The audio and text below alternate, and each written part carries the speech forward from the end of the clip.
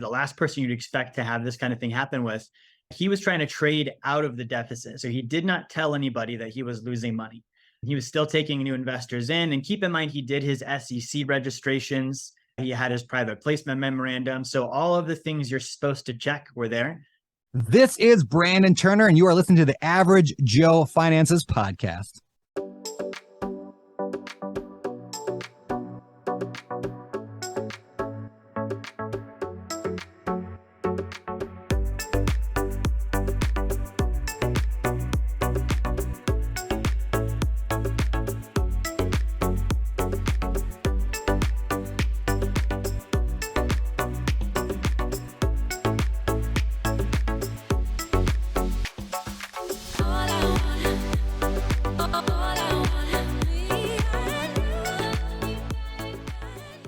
If you're watching this on YouTube, make sure you smash the like and subscribe buttons.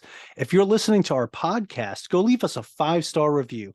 All of our links can be found in the video description or show notes below. Hey, welcome back to the Average Joe Finances podcast. I'm your host, Mike Cavaggioni, and today's guest is Jerry Fetta. He is not a stranger to the Average Joe Finances podcast. As a matter of fact, he was here a couple months ago on episode 120, actually more than a couple months ago. But hey, Jerry, I am super excited to bring you back on the show to give us some updates on what's been happening with you and everything you have going on. So thank you for joining me again.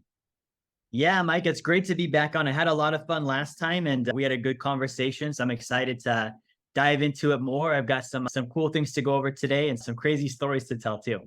Awesome, man. I definitely want to get into that. And having a great conversation is what this is all about. It's why I started podcasting, man. And I remember the last conversation we had. It was fantastic. You were doing some really awesome things. Now, I know we talked a little bit off camera about some things that are going on. I'm really looking forward to getting into those conversations and talking about what's been new with you. But before we get to that, for those that may not have listened to episode 120, which I recommend you go back and listen to, because it'll add a lot of context to what this episode is going to be about.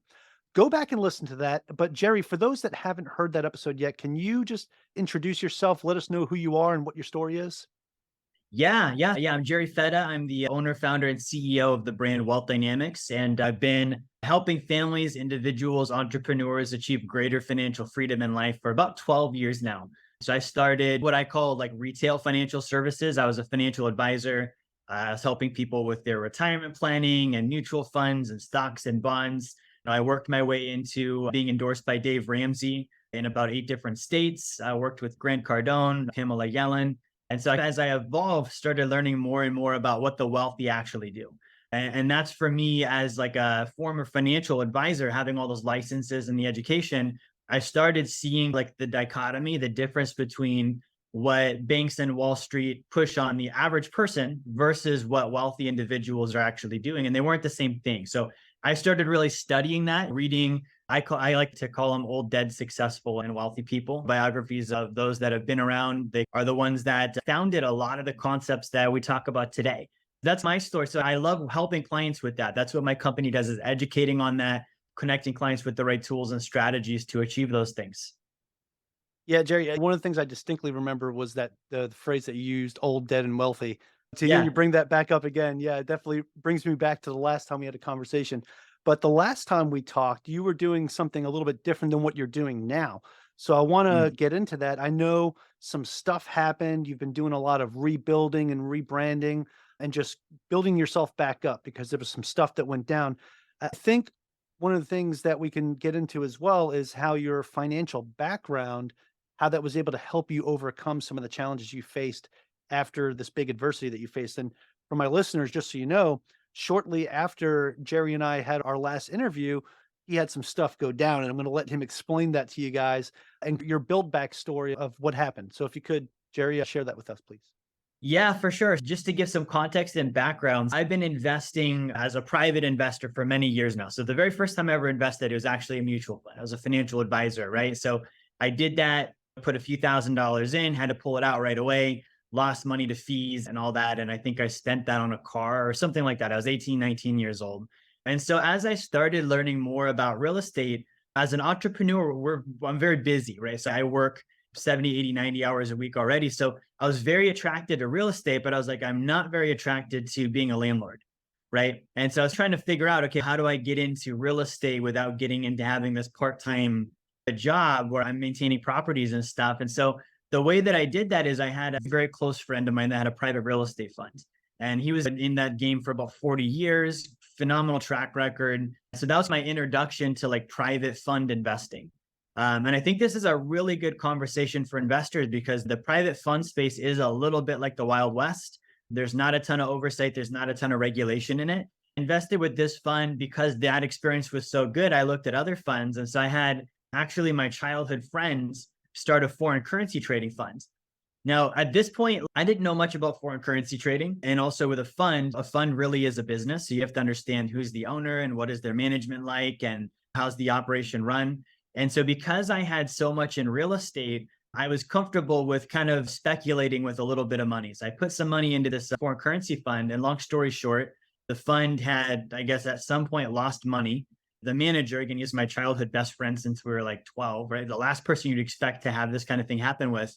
He was trying to trade out of the deficit. So he did not tell anybody that he was losing money. He was still taking new investors in. And keep in mind, he did his SEC registrations. He had his private placement memorandum. So all of the things you're supposed to check were there. And so he basically was taking new investors in and trying to trade out of a deficit. And it was apparently just getting worse to the point where he began to falsify our monthly statements. So when I would log in, I would see I made money. I could pull money out. I could put money in, and it was to the naked eye, there's nothing going on there. What was really happening, he was paying out the old investors with the money coming in from the new investors and then reporting false returns, hoping he could trade out of that deficit and that nobody would be the wiser. I think he got caught by the regulators and stuff in like August or September of 2022. And it turned out, Mike, to be, I think, 135 investors that he defrauded out of over, I think it was over $35 million, which is in the fund space, not a huge amount, but when you consider the amount of money, that is a pretty big chunk of change. And then the other thing too that happened was there was some counterparty risk. So the fund owner of this fund that committed fraud knew the owner of the other fund, and the guy in the other fund had money with him as well. So the real estate market was high. This other fund that had a phenomenal track record sold, took their profits. They didn't want to leave it in the bank because the FDIC insurance doesn't cover an amount that size. So they put it with this other fund and said, hey, just put it in a holding account. We're going to build it up. I think they were looking at buying a hotel with it. And so they ended up losing all of the money that they had with this other fund. And so between those two, I took a big hit on my net worth. That's the phase I've been in the last 6 months or so, is handling that, rebuilding. And it's one of those things that I'm glad it happened in the sense that I can learn from it. But definitely sucks to build up that high and then see it all come back down to almost ground level. But it is a great learning experience. And it's something that I think I'm better off for having gone through. Yeah, Jerry, we talk about a lot the education that comes with investing. A lot of times, some of that education is a mistake that we make, and it winds up becoming a very expensive education, as you just recently experienced. And the thing is, like, even somebody with as great of a financial background as you can get stuck in a situation like this. And I think it has to do with due diligence. We talked about this a little bit off the air. I'm thinking, because this was your childhood best friend, you were kind of like, hey, he's good. We're good to go. I'm not too worried about this. And he wouldn't do that to me, or blah, blah, blah. And maybe it lets you put your guard down a little bit. Would you say that's the case? Ironically, no. And I'll get into why. So he had been trading since we were in high school. So I've watched this guy go broke more times than I can count. We're trying to figure out the trading game. To become a good trader, it is speculation and it's very easy to lose money. I watched him for years. He would go work extra hours, get money, build it up, and then lose it. And then he went through enough of those cycles where he actually did get good. And to this day, I truly believe he is a good trader. But the thing is, trading is speculative. Not only is it speculative, it's rigged, right? It's a market, and the markets are made, and they're typically made by, in the Forex market, central banks, some of the largest chain banks in the world, hedge funds, like those are the top 3 players in that market. Just like going into the ocean, like if you're used to being in the pond and as a fish and you move into the ocean, now there's sharks, there's whales, there's all sorts of stuff that you're not used to. Basically, he had a track record. He had traded before. He tried to get me to invest with him maybe in 2015. And I told him no. I was a Dave Ramsey financial advisor. So I was like, hey, until you can show me you have an actual fund, you've got a 5-year positive track record, and you actually have like administrative, like I can log in and see my account and do all the things I can do with a mutual fund. I was like, until that, I've got zero interest. I don't want to put money with you. Fast forward until he finally actually had those things. He was like, hey, I've got a 5-year track record. He showed me his numbers. They were phenomenal. He had lost money one time. It was pretty significant, maybe back in 2017. And he showed that he made that money back by the end of the year. There is volatility. As long as I follow my trading regime and behavior, I'm able to keep my gains positive and just basically hit singles, right? Stack them up over time. And it's a pretty substantial return. So between that, he did his private fund filings, all the due diligence you're supposed to do, I did. And really the difference is that for me, I think to your point, because he was my buddy, I ignored the fact that in prior years before the fund, he had lost money. I watched him come up and there was the get to the top and lose it and then build it back up. But then the average Joe came to me on the street and was like, hey, I've got a fund. And I knew they had that kind of track record leading up to it. Even if they had 5 years of consistency, I would have been like, no, thank you. And so I think that's the part where I let my guard down a little bit because he was a childhood friend. And then the other part too is when I really look at investing, I didn't have control over that investment. I can't really tell you that I understand foreign currency trading. I get the concept of it, right? The thing is, if I would have said, Garrett, I'm concerned, can you send me your trading statement?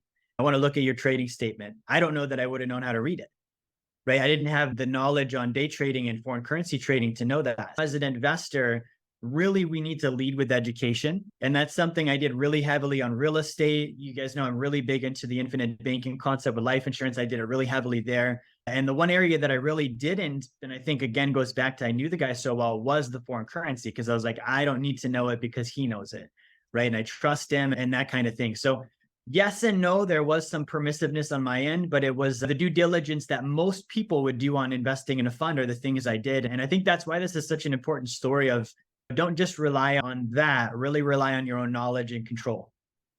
Yeah, absolutely. It goes to show that no matter what, with any investment, there's always risk, no matter what. For Whether sure. it's real estate, the foreign currency exchange, the stock market, cryptocurrencies, whatever it might be, there's always an inherent risk. Some of these markets more volatile than others, right? Real estate's a pretty safe asset to be in, but we have things that happen like 2008, 2009. Some markets are experiencing some downfalls right now, and some are fine, right? It's all very market specific. Now, 2008, 2009, that was everywhere, right? This time, Right. it's a little bit more focused in areas where some of these assets may have appreciated way too fast. So they're experiencing some downturn, but nothing crazy. Yeah. And that's why I still like real estate. Like, no matter what, people need a place to live. So you had this happen, right? You took a big hit to your net worth, like you said. What did you do to readjust or how did you change trajectory after this happened? Yeah. So the first thing I did is I had to really take responsibility for my causation in it.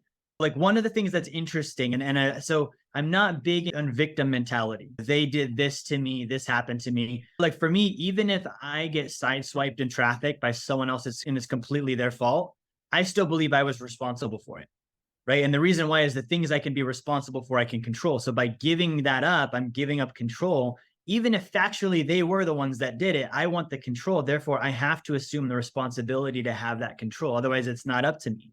So that was really the first thing, is mentally I had to catch that. And, when you go through something like this, for any listeners that have been through this or those that haven't, the FBI gets involved, the Exchange Commission gets involved, the state that they're in, the Banking and Securities Division gets involved. And the unanimous message is you are a victim. And they tell you that you're a victim. We're going to send you to a victim specialist. Here are your rights as a victim. Here's a pamphlet for victims. So it's very easy to fall into, I'm a victim. This was done to me. And I think that it's a slippery slope mentally. If I'm trying to rebuild from that, I can't do that with a victimhood mentality. So does it suck? Yep. Was he in the wrong? Yep. But did I put the money in the fund? Yeah. Did I have a gun to my head that made me do it? No, that was my choice. Right. And I could have done more education. I could have done more. So that was really the first point of catching that. And then for me, I had to look at, okay, what do I need to do to make sure that this never happens again? And so at its root, the word investing, it means to clothe your capital. And so when I think of clothing, I would only wear clothing on my body that I like, that I understand. It fits me. It fits the things I'm going to use it for. It's vital and it's not overpriced. And that was always You're not a kind fan of of spandex then? I'm not a fan. Spandex can fit me pretty well sometimes. It depends on how tight it is. So that's what I always thought. But the point that I was missing on that was control, Mike. Imagine wearing clothing that you walk into the office and someone can just take away your pants like that, right? You've got no control over it. So with investing, I realized that point too of, okay, I need to have all those points in and also control. I need to have control over the asset. So one of my handlings with that is, okay, I don't invest in anything where I don't have direct control over it. But control needs to either be something like I can tangibly get into it and see it and have it, or it needs to be extended control through oversight. And that can be done through regulation. It can be done by third-party auditing. It can be done by a lot of different stuff to give you that level of control over something. So that was another point is, okay, I don't do anything now that could put me in a similar situation. And then because of the fact that I had to rebuild, I went back to that actually is done through active income. I've really been focused on the things that got me to that position in the first place of being able to invest and being able to be a multimillionaire by age 30 and all the stuff I accomplished.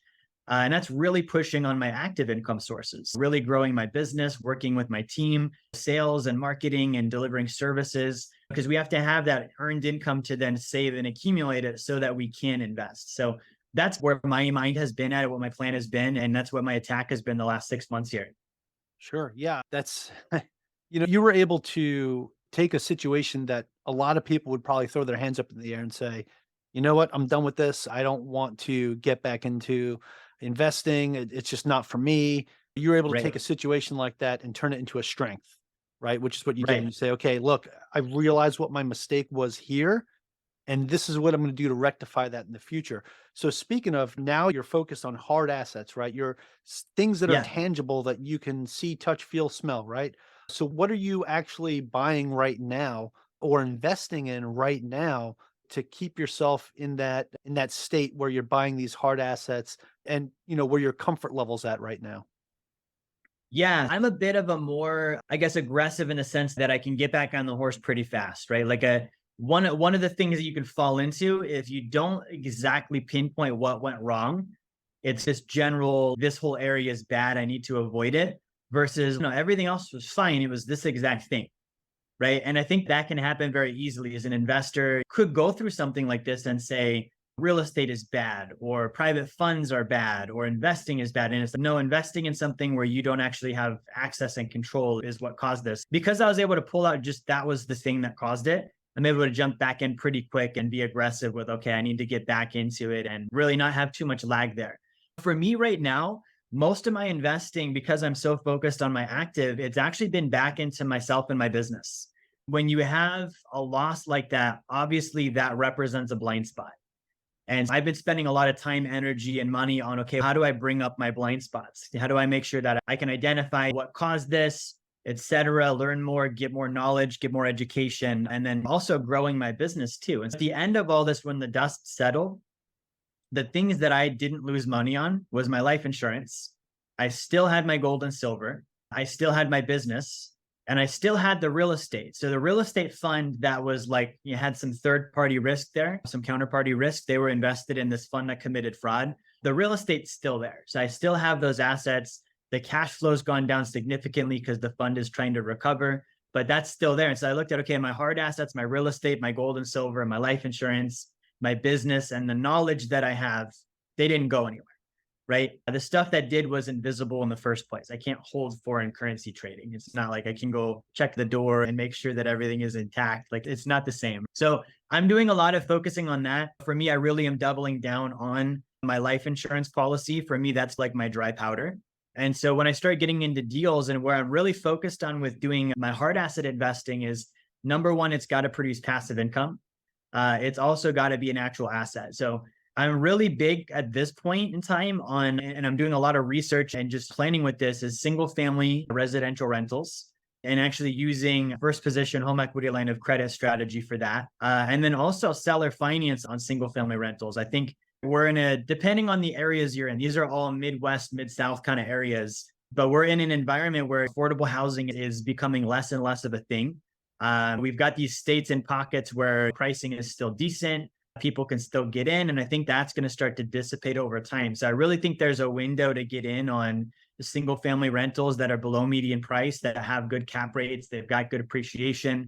I do want to outsource all of everything. I don't want to be involved in the management experience. So for me, it is a turnkey kind of thing. And then the Yeah, I was other just going to aspect of ask, are that, you focusing more on turnkey or are you like, how yeah, involved are you? No, that's good to know. turnkey only. And what I love on that strategy with the single family is, and most people don't know this is a thing. You mentioned my financial background. Like it really has helped to have the knowledge I have on the rebuilding because it's quick. I know what to do. So for example, on the single family turnkey, like I knew exactly who to go to, exactly what to do, what to look for. And then even on the acquisition, 20% down on $100,000 or $150,000 home. And I do that with a first position home equity line of credit. So my cash flow is super high on that deal because I'm only paying interest only on those loans. You can do rate stacking to get intro rates and things of that nature. So you're paying very little interest. And then I can actually flow the passive income, the cash flow, back into paying that credit line down, similar to what I would do with the life insurance policy. So it also solves the back end product of like when I was selling it or doing a 1031, I just refinance and tap the equity again and go to another one. And that's all tax free. Nice. I do the same thing with my HELOC too. That's Velocity awesome. The Bank. I love it. strategy, it's brilliant. Yeah, mine's a second lien HELOC, but yeah, it's the same Yeah. thing. Used it to buy more real estate, and then I'm taking all of the profits from the real estate, and I'm paying the line of credit back down. Yeah. So essentially, It's I'm the getting infinite it for thinking free. concept with a house. Yeah, that's awesome, man. No, so that's good to see. That's where the focus shifted to, and it's also pretty good to see that there's still some good ways to get out there and get turnkey that actually works, that actually cash flows, right? Because a lot of times people talk about, oh yeah, you can buy turnkey, but you're lucky if you break even, right? You're focused on specific markets, right? So what markets are you actually in right now? With I know you said like the Midwest, but is there any specific areas you like to focus on, or is that secret sauce? Yeah, so we work with a couple of groups that specialize on this. So the turnkey side, there's like the rental side, and then there's also seller finance. And it really is Midwest. So for example, on the seller finance portfolio, and I really like doing it that way as well. It's the Illinois, it's Indiana, it's Ohio, it's those kind of areas and states. And so for me, it's more I have partners and vendors that I work with that they're providing the research, they're boots on the ground, they're doing the data. Then I can analyze that data and figure out, okay, which properties, which areas do I want to be in, going through that selection process. So for me, that's part of, you hit it on the head with turnkey. There's the property actually is turnkey, like it's occupied, cash flowing, and the management's outsourced. But then also the experience is turnkey. I've got the ability to get data that I wouldn't have to go find out for myself. I don't want to have to go fly to Ohio and look at neighborhoods with realtors and do that whole thing. It's nice that I can just get that information and review it and look at it and study it and then make my determinations based on it. Yeah, absolutely. Now, when it comes to that, how do you do your due diligence besides just reading these reports or what's sent to you? Do you do any market research in those specific areas? What other ways do you do your due diligence to protect yourself? Yeah. So on the seller finance side of things, that really is done through their research process. So a lot of the market data is included in this. And so the company I work with, they're called Equity and Help. Actually, you should have Ivan. He's their founder. You should have him on your show sometime. He's a phenomenal guy. Yeah, absolutely. So Let's they link up provide after all this. of, yeah, he's speaking at an event of ours that's coming up. Super cool concept he has with Equity and Help. But they provide all of the market analytics and data. And so that's part of what I can go through with them. And then for me, a big part of it on the seller finance side is actually warrantying the home. I'm buying a home with the idea, okay, we're going to get a family in it. We're going to get them on a seller finance mortgage. If for some reason we can't, I have a warranty in place that covers me. It's going to replace the home if I can't get it listed and occupied within a certain amount of time. So that's my stop loss. If for some reason, like nothing is guaranteed, right? And so if for some reason it falls through and it doesn't work with that property, I've got an exit that's easy for me to get out. It's fairly cost effective. And if you do a good enough job on the front end, you don't need that, but it's good to have.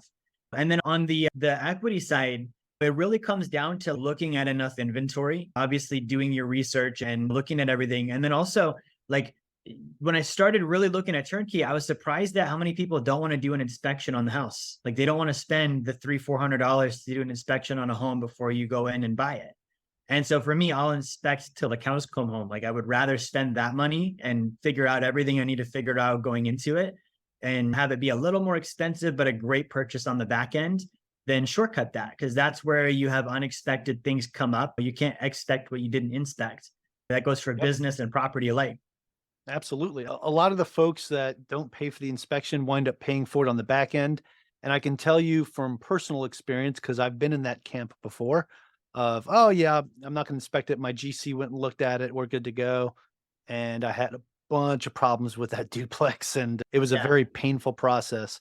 But yeah, so definitely get an inspection. Even when the market gets really hot again and people are waving it left and right, don't waive the inspection. Just get it done. Yeah. No, that's huge. Because like you And said, that it's a risk, right? And you is take even more risk if you don't get that inspection done. It is. And it goes back to there's an old, I'll paraphrase it, but it's from Warren Buffett. So he relates investing to like smoking a cigar, right? And he's we're not looking for the stub that someone else already smoked and left on the ground that we can get a little bit more out of before it's no good. He's no, pay a good price for a great cigar, have the entire thing and enjoy it. And it's like investing while broke is what I call it. If we had cops for investing, we'd hand out investing while broke tickets. If you're worried about the $400 or $1,000 for an inspection, it's probably not time to invest yet, right? That's actually a sign you shouldn't do the deal. And so if you're that concerned about it, you should be even more concerned about, like you said, what about on the back end? The roof needs to be repaired. There's 30 grand you didn't expect. I love that kind of mindset from Warren because it applies so well to value investing with real estate. Yeah, absolutely, man. I definitely appreciate that and the analogy too, and the example that Warren Buffett gives because it's true, right? You don't want to buy an asset that's beat up and you might not even know about it because you chose not to get that inspection done. Next thing down the line, a year goes by, water heater goes bad. You find out you had black mold on the studs and now it's coming through the walls. It's just bad wiring. Now the house is on fire. Yeah. This A lot of things like that can happen that an inspection can catch for you, or the roof's going bad.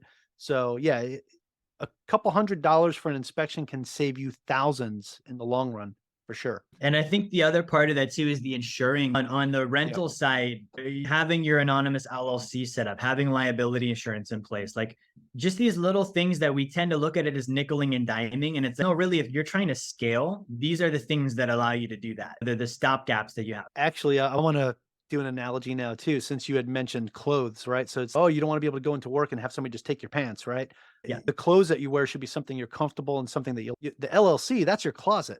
That's where you're going to hang all your clothes, right? So you want to make sure that's something that's strong. You have a nice closet that's secure, that not anybody could just come into your house, get into it, and take all your clothes, right? Yeah.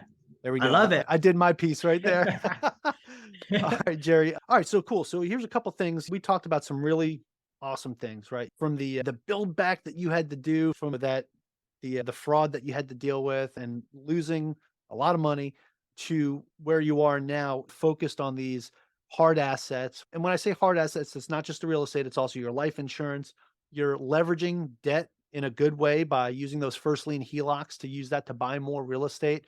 And that's one of the other pieces about this too, is it's not just about the money you have to throw at it, but how do you leverage other pieces of your assets, right? So you can leverage your real estate by taking out these HELOCs to buy more real estate.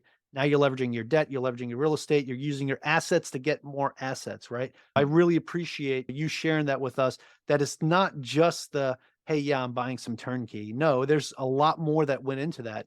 Sure, you got some money, you could put some money down, go get the turnkey, but you're doing it in different creative ways, not to mention the seller financing as well. So we touched on a lot of very important things here. So for my listeners, I really hope you guys paid attention to what Jerry was saying today, because this is all, phenomenal data and phenomenal stories about what he personally went through and how he was able to build back from that. And I absolutely love it. So what I want to do now, and you've done this before on episode 120, but I think your answers might be different, is do something called the final round. It's where I'm going to ask you Yeah. the same 4 questions I ask everybody that comes on the show. And yeah, we'll get right into it if you're ready to go. Let's hit it. Let's do it. All right, Jerry. So the first question is, what's the biggest mistake? And actually, I'm going to say, instead of just real estate, I'll say, what is the biggest financial mistake you've ever made?